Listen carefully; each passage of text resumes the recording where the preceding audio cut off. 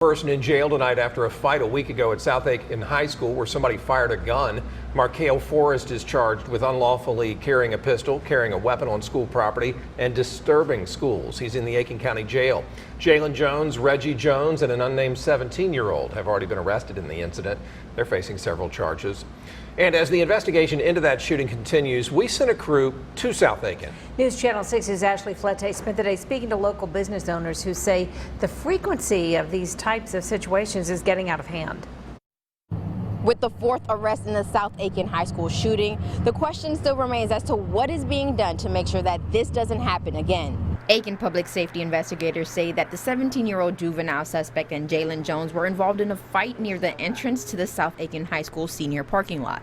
And this is the second time that they've had a shooting over at South Aiken High School. The first shooting happened 2 years ago, back in January 2017.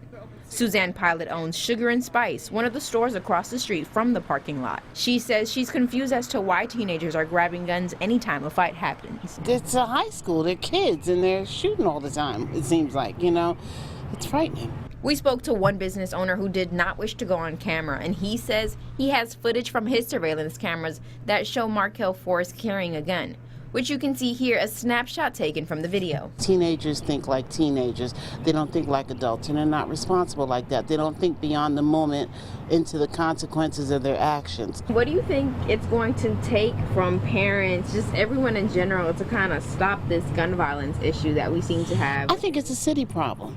Tell you the truth. I think if they had more programs and things for children to do. These business owners are now calling on the city to create more options for lower income families. I'm not saying there's nothing. There are dance classes and there's acting classes, but if you don't have the financial means to participate in those things, you have time on your hands. And if you have time on your hands, you find things to get into.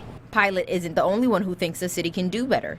The business owner who provided the video says he thinks law enforcement should have more presence at the school when the bell rings for dismissal. And a lot of times, the kids aren't put in a position that they have to respect them or respect authority. We did reach out to the Aiken County Board of Education with questions asking them how they plan to prevent this from happening again. They have yet to reach back out to us. We will keep you updated when we get more information. In Aiken, Ashley Flette, WJBF News Channel 6.